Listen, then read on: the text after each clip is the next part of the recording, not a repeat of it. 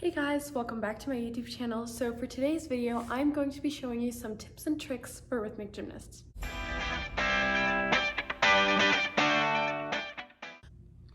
So some of these will seem kind of small and pointless, but don't worry, stay with me, they will make sense as I go along. Every single one of these tips has been really helpful for me throughout my gymnastics career, and hopefully they'll be helpful to you too if you didn't already know them. So let's get on with the video. Okay, so the first thing we're going to talk about is gymnastic shoes. So as you can see, a lot of my shoes are really dirty from just using them a lot, right? So you would think that once they get really dirty, they start to rip and then you have to throw them out. Well, let me tell you something. It's not that simple.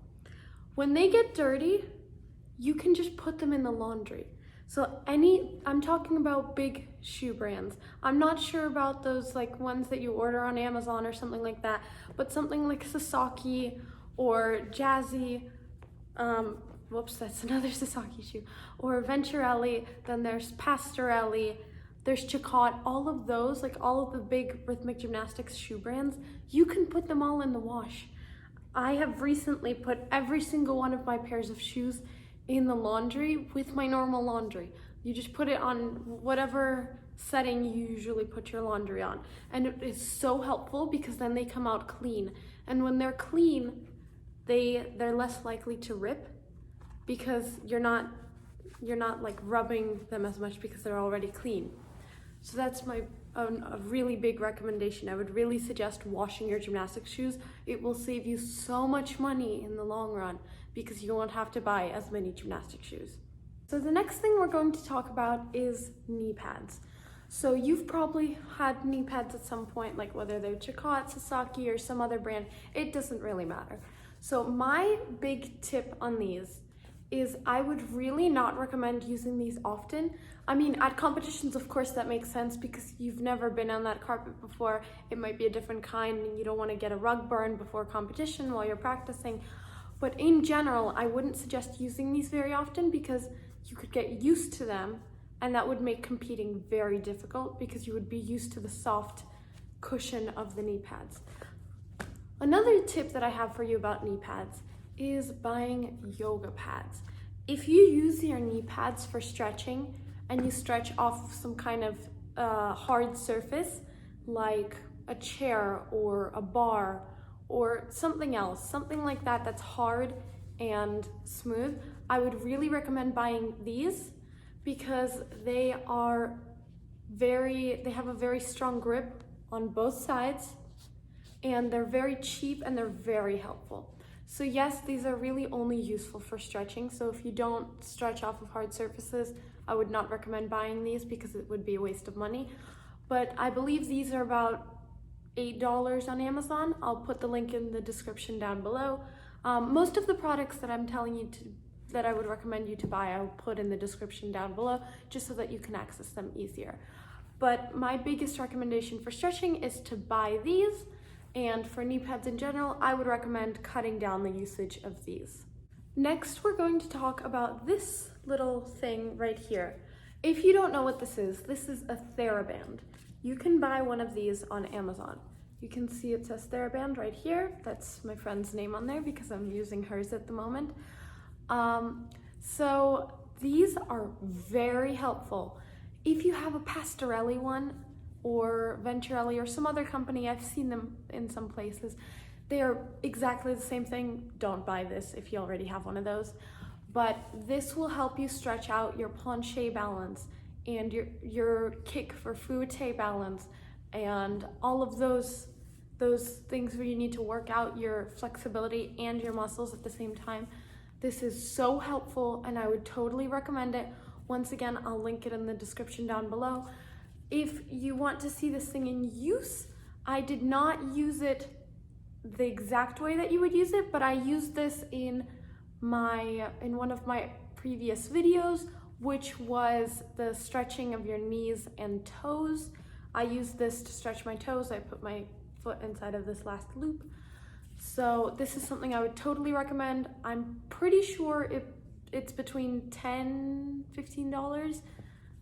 Okay, next up we're going to talk about taking care of your ribbon and your ribbon stick.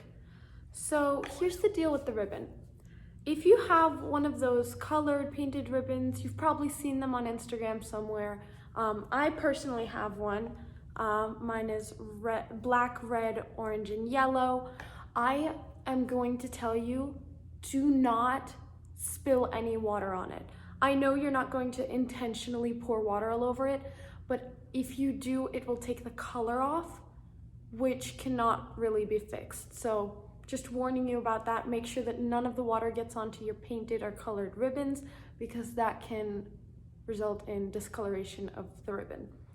Now, if your ribbon is really wrinkled, mine isn't too bad right now because it's brand new, but if it's really wrinkled, what you can do is you can iron it. Now, you've probably heard this before because it's just a standard method of taking care of your ribbon. Just iron your ribbon, like the whole ribbon from the top to the bottom. If that doesn't work for you for some reason, then you can take, I'm pretty sure there's some companies that sell wrinkle release spray. I have one of those. I don't remember what company it is, but it is so helpful last minute. Like when I go to competitions, I'm not gonna bring an iron with me. And I'm not sure how sanitary, borrowing an iron from the hotel is, especially right now with COVID and stuff like that. I would totally recommend ironing your ribbon or spraying it with the wrinkle spray, because if your ribbon is really wrinkly, then it's not gonna look as pretty. Moving on to the ribbon stick. If your stick has scratches like this that I have from it flying against the wall, it doesn't matter. You don't need to buy a new ribbon stick because of that. They're just a few scratches. You can barely even see them from the camera here, much less the judges are not gonna see it from 50 feet away. So moving on to the rubber grip. As you can see, mine is taped up. Now let me explain to you why. So if you're watching this video, you have probably seen a rubber grip. If not, then you can look up Rhythmic Gymnastics ribbon stick, and it's that black or white or blue or whatever color it is. It's that piece of rubber at the end of the ribbon stick. So mine actually ripped at the top, and it's split open in half. So I took some athletic tape that you can buy at CVS. I'll try to link this down in the description below if I can find it. So you're gonna rip off a piece of it, probably about this length, and then you're gonna fold it over from one side to the other, and then you're gonna do the same thing in the opposite direction, perpendicular to the first one, and then just loop it around here. As you can see I have it taped, and then I have the loop around it right here. And this should last a while. I just retaped mine, but before that, mine was taped for about a year, and it only fell off a few weeks ago. So it is very helpful. It's not sticky at all. It feels fine. It's actually even softer than the rubber one. So yeah, even if your rubber piece isn't broken, you could do this. It's just really helpful. And now moving on to clubs. So clubs in general, as you can see, get very dirty when you connect them together. They get dirty both on the inside and on the head of the club.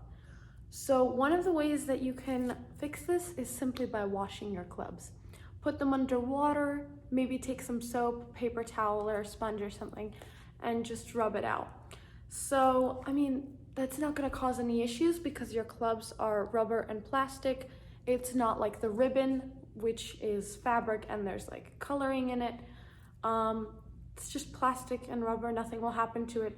But although if your clubs are taped or painted, if you want to wash them, one of my biggest suggestions would be to either take masking tape and tape over the tape or paint, or put a plastic bag over that part and just tie it up at the edge, because you really don't want to mess up what you have going here, because that will be very difficult to fix once it has water all over it. Okay, so the next tip is actually a pretty important one. It may seem kind of useless right now, but it will come really in handy when you need it. So I have this bag with a ton of things inside that I take to gymnastics every day. It doesn't even weigh a pound. It just sits in my bag. I just leave it there. So, I mean, I have muscle rub. I have some deodorant, Advil, ibuprofen, Q-tips, wipes, sanitizer, all that kind of stuff. So this may seem completely useless and like a waste of space in your gym bag, but hear me out. It is so helpful. Whether it's for you, your coaches, your friends, anyone, it is so helpful because you don't know when you could pull a muscle during training or get a headache or something like that. And the things that you put in your extra bag, little pouch, can be so helpful. We have girls at our gym, my friends, when they get a headache, they come to me and they ask for Advil and I have it ready for them and they're all good, right? Or like if I come to training and like my neck hurts or like, I don't know, one of my muscles hurts, I just put some muscle rub on it, right? Or if I need to put on some deodorant, I have that in my gym bag and it is so helpful. I'm telling you guys, you need to have something like this, especially if you have to drive far to go to training and for competitions, especially to like competitions that you have to travel for, like go on a plane or something. This is so helpful and you need to have it in your gym bag. This is a totally something I would recommend. Another thing I would totally recommend is having backups and like things that you could need for your apparatus. So like I talked about the athletic tape, and then there's also a ball pump. Stuff like that could be very helpful. I mean, it's obviously not as important as like medications and stuff that you could need. But for example, if your ribbon stick rips during training, the rubber part, you could just go to your gym bag and quickly tape it up. Or if your ball is unpumped, you could quickly run to your gym bag and pump it up. I mean, of course, you don't have to bring your backup apparatus to training. I feel like that's a bit excessive because then you have to carry all of it. But these kinds of little things can be very helpful. The next thing I would recommend, and this is related to the Theraband once again, because this is by the Theraband company. So I know you most likely have weights, but these are probably the best weights. I've had these for about 6 years and they still haven't ripped. They're really good. They have what's basically like a towel on the inside, and then the outside is just like fine. It fits perfectly for any size ankles because that's just how they're made. These are 1 pound. I believe they have green ones that are 1.5 pounds, and then blue ones that are either 2 pounds or half a pound. I don't remember. But if you buy Theraband weights, these will be so reliable. They will last you a really long time, unless of course you lose them. But these are really reliable. I feel like the Theraband company in general is really reliable. I'm going to quickly go back to the topic of gymnastic shoes to just let you guys know that you should probably have some backup gymnastic shoes in your gym bag because, I mean, if your training shoes rip, whether it be the elastic or the shoe itself during training, that could be really annoying, especially if you don't have socks with you. So just keep an extra pair in your gym bag. It could be an old pair that you used to compete with that barely fits you but still fits you. That's what I usually do. But I would totally recommend having a backup. I would also recommend training in gymnastic shoes rather than socks or barefoot because that will help you get used to the shoes, and it can't hurt because it's what you're competing in. And if you're practicing a different way from the way you're competing, you're gonna compete poorly.